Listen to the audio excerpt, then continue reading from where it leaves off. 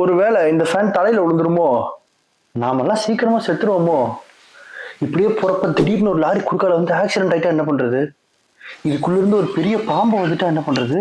இந்த மாதிரி மகா மட்டமான நெகட்டிவ் தாட்ஸ் நமக்குள்ள எப்பவுமே தோணிட்டே இருக்கும். தூங்குறப்ப, எந்திரிக்கிறப்ப, பாத்ரூம்ல இருக்கிறப்ப, வண்டி ஓட்டுறப்ப ஏன் எப்பவுமே இந்த மாதிரி கேவலமா தோணிட்டே இருக்கு? இது நமக்கு மட்டும்தான் தோணுதா? அப்படிங்கிற இந்த மேட்டரை நம்ம கண்டிப்பா டிஸ்கஸ் பண்ணணுங்க. ஏன்னா நமக்கு தோன்ற இந்த டார்க் நெகட்டிவ் தாட்ஸை நமக்கு ரொம்ப க்ளோஸா இருக்கிறவங்க கிட்ட கூட நம்ம ஷேர் பண்ண மாட்டோம். அந்த மாதிரியான கேவலமான தாட்ஸை நம்ம அவங்கள்ட்ட சொல்லி அவங்க எங்க நம்ம ரொம்ப கேவலமா நினைச்சிருவாங்களோன்னு நாம நமக்குள்ளாரே வச்சுக்கிட்டு இருக்கிற இந்த டார்கெஸ்ட் தாட்ஸ் ஏன் தோணுது? இது ரொம்பவே நார்மலான ஒரு விஷயம்னு சொன்னா உங்களால நம்ப முடியுதா? இந்த உலகத்துல 80% ஆஃப் பீப்புளுக்கு இந்த மாதிரி தான் தோணுமா? அதுல 95% ஆஃப் பீப்புளுக்கு இது ரிப்பீட்டேட்டிவா தோணிட்டே இருக்குமா? சோ இந்த மாதிரியான டார்கெஸ்ட் தாட்ஸ் ரொம்பவே normal. So you are not alone. Let's face it. First things first, நமக்கு இந்த மாதிரி ரொம்ப டீப் டார்க் தாட்ஸ் எல்லாம் தோணுது இல்ல, இப்படி ஆயிட்டா என்ன பண்றது, அப்படி ஆயிட்டா என்ன பண்றதுன்னு. இதுக்கு பேரு வாட் இஃப் சினாரியோஸ். இந்த மாதிரியான ரொம்ப நெகட்டிவான வாட் இஃப் சினாரியோஸ் ஏன் நமக்கு தோணுது அப்படிங்கிறதுக்கு நம்ம தெரிஞ்சுக்கணும்னா பல நூற்றாண்டு காலங்கள் நம்ம பின்னோக்கி போகணும். பின்னோக்கி போனோம்னா கற்காலத்துல நம்ம எல்லாம் வந்து அமனக்கட்டையா இடதலையை வச்சு சுத்தி வாழ்ந்துட்டு இருந்தோம் இல்லையா? அந்த டைம்ல ஃபுட் செயின் அப்படிங்கிற ஒரு செயின் வந்து இருக்கும். அதாவது பெரிய உயிரினங்கள் அதுல இருந்து அப்படியே ஆரம்பிச்சு சின்ன சின்ன இன்செக்ட்ஸ் வரைக்கும் இந்த ஃபுட் செயின்ல இன்னைக்குதான் ஹியூமன் ஸ்டாப்ல இருக்காங்க. அன்னைக்கு நம்மளோட பெரிய பெரிய விலங்குகள்லாம் இருந்தது. அப்போ அதுகிட்ட இருந்து நம்மளை பாதுகாத்துக்கிறதுக்கு நம்ம கூட்டமா தான் இருப்போம். இந்த கூட்டத்துக்கு ஏதாவது ஆயிட்டா என்ன பண்றது? ஒரு டைனாசரோ இல்ல எலிஃபென்ட்டோ வந்து புடனி மேல நம்மளை அப்பி கொண்டுட்டா என்ன பண்றது? புலி வந்து புராண்டிட்டா என்ன பண்றது? இப்படின்னு பெரிய பெரிய விலங்குகள்ட்ட இருந்து நம்மளை காப்பாத்திக்கணுமே அப்படிங்கிற அந்த கூட்டத்தின் மேல இருக்கிற அதீத பாசத்தினாலையும் பயத்தினாலையும் மனுஷன் இப்படி ஆயிட்டா என்ன பண்றது, அப்படி ஆயிட்டா என்ன பண்றதுன்னு யோசிக்க ஆரம்பிச்சான். கற்காலத்துல இப்படி யோசிக்க ஆரம்பிச்ச நம்மளோட ஹியூமன் பிரெயின் இப்ப இருக்கிற நம்மளோட இந்த பொற்காலம் வரைக்கும் யோசிச்சுக்கிட்டு நம்மளோட இந்த பொற்காலத்தை பொல்லாத காலமா ஆக்கிட்டு இருக்கு. சோ நாம முதல்ல நெகட்டிவா நம்மளை பத்தியோ இல்ல நம்ம கூட இருக்கிறவங்களுக்கோ ஏதாவது ஆயிடுமோ, இப்படி ஆயிருமோ, அப்படி ஆயிருமோன்னு நீங்க யோசிச்சுட்டே இருந்தீங்கன்னா அது உங்க வாழ்க்கை மேலையும் உங்க கூட இருக்கிறவங்க மேலையும் இருக்கிற அதீத பயத்தினாலையும் பாசத்தினாலையும் தான் அப்படி நடக்குது அப்படிங்கறத புரிஞ்சுக்கோங்க. So this is coming out of love towards your life and your loved once.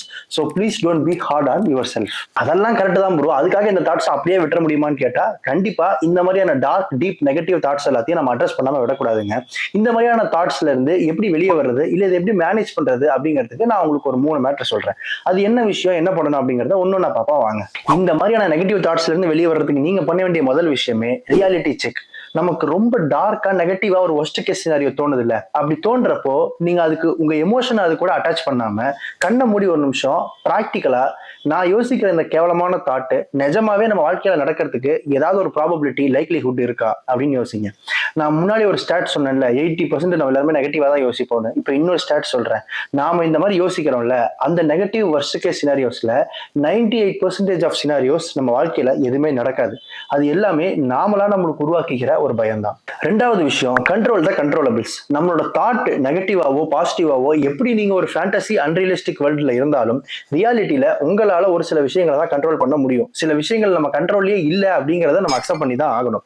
அப்படி இப்போ உங்களுக்கு ஒரு நெகட்டிவான தாட் வருதுன்னு வச்சுக்கோங்களேன், இந்த தாட் நிஜமாவே நடந்தாலுமே இப்ப இதுக்கு நம்ம ஏதோ பண்ண முடியுமான்னு யோசிங்க. அந்த விஷயம் உங்க கண்ட்ரோல்ல இருந்தா இப்படி நடந்தா நான் இதை பண்ணிடுவேன் அப்படின்ற உங்க கண்ட்ரோல்ல இருக்கிற விஷயத்தை வச்சு நீங்க உங்களை சமாதானப்படுத்திக்கலாம். அப்படி உங்க கண்ட்ரோல்ல இல்லைன்னா இப்படி நடந்தாலும் நான் ஒன்றும் பண்ண முடியாது, நடக்கிறது நடக்கட்டும் அப்படின்னு லப்பர் பந்துல சொல்ற மாதிரி அந்த நெகட்டிவ் தாட்ஸ் எல்லாமே நடந்தா நடக்கட்டும், அதான் என் கண்ட்ரோல்லே இல்லையே, நடக்கிறப்ப பார்த்துக்கலாம், அது எல்லாத்தையும் சாமிக்கு விட்டுருங்க. மூணாவது விஷயம், பாசிட்டிவ் ரீஃப்ரேமிங். கொல்கத்தால ஒரு பாலடைஞ்ச பழைய ஸ்கூல்ல சில குழந்தைங்க எல்லாம் படிச்சுட்டு இருந்தாங்க. அவங்க சாட்டர்டே சண்டே லீவுக்கு போயிருக்கிறப்போ ஒரு மழை பெஞ்சு அந்த பழைய பில்டிங் இடிஞ்சு விழுந்துருச்சு. இதுக்கு அந்த ஸ்கூல்ல இருந்த ஹெட் மாஸ்டர் சொன்ன ஒரு விஷயம், இந்த பில்டிங் ரொம்ப பாலடைஞ்சு போச்சு, இதை எப்படியாவது வந்து ரீகன்ஸ்ட்ரக்ட் பண்ணணும்னு நானே நினைச்சிட்டு இருந்தேன். இப்போ இந்த பில்டிங்கே ஃபுல்லா இடிஞ்சு விழுந்துட்டதுனால இதை வச்சே நான் கவர்மெண்ட் கிட்ட ஃபண்ட் வாங்கி புதுசா ஒரு ஸ்கூலை கட்டிடுவேன் அப்படின்னு சொன்னார். அவர் இருக்கிற ஒரு ஸ்கூலோட பில்டிங் மொத்தமா இடிஞ்சு விழுந்த இந்த ஒரு நெகட்டிவான சினாரியோவை கூட அவர் எப்படி பாசிட்டிவா ரீஃப்ரேம் பண்ணியிருக்காரு பாத்தீங்களா? இந்த மாதிரி நம்ம வாழ்க்கையில நடக்கிற இந்த நெகட்டிவான தாட்ஸ் எல்லாத்துக்குமே எவ்வளவு டார்கஸ்ட் தாட்ஸா இருந்தாலும் அதோட பாசிட்டிவ் சைட பாருங்க. நான் தோத்துட்டா என்ன பண்றது, தோத்துட்டா திரும்ப ட்ரை பண்ணு, இப்படி ஆயிட்டா என்ன பண்றது, பண்றது, இப்படி ஆயிட்டா அதுக்கு நீ இப்படி பண்ணு இப்படின்னு உங்களுக்கு வர்ற எல்லா நெகட்டிவ் தாட்ஸ் கூட ஒரு ஸ்ட்ரைட் ஆப்போசிட்டான பாசிட்டிவ் ரீஃப்ரேமிங்க நீங்க நினைச்சா கண்டிப்பா உங்களால பண்ண முடியும். இந்த மாதிரி உங்க மைண்ட்ல கேவலமான நெகட்டிவ் தாட்ஸ் தோன்றப்பலாம் அதுக்கு ஸ்ட்ரைட் ஆப்போசிட்டான ஒரு பாசிட்டிவான பெர்ஸ்பெக்டிவ் வைக்கிற மாதிரி உங்க மைண்டை நீங்க கண்டிஷன் பண்ணிட்டீங்கன்னா இந்த நெகட்டிவ் தாட்டுக்கு ஒரு ஆல்டர்னேட்டிவான பாசிட்டிவ் தாட்டையும் உங்க பிரெயின் ஆட்டோமேட்டிக்கா யோசிக்கிற மாதிரி ட்ரெயின் ஆயிடும். அப்படி மட்டும் நம்ம பிரெயின் ட்ரெயின் ஆயிடுச்சுன்னா பாசிட்டிவ் அண்ட் நெகட்டிவ் நியூட்ரலைஸ் ஆகி நாம தேவையில்லாம ஒரு நெகட்டிவ் நட்ஷல்ல இருக்க மாட்டோம்.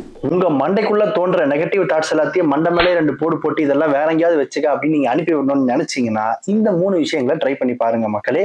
இந்த வீடியோ, இந்த கண்டென்ட், நான் பேசுற விதம், இந்த சேனலுடைய நீஷே நோக்கம் இதெல்லாம் பிடிச்சிருந்தது அப்படின்னா இந்த வீடியோக்கு ஒரு லைக்கை போடுங்க. அப்பதான் இந்த வீடியோ நிறைய பேருக்கு போய் சேரும். ரொம்ப பிடிச்சிருந்ததுன்னா சப்ஸ்கிரைப் பண்ணுங்க.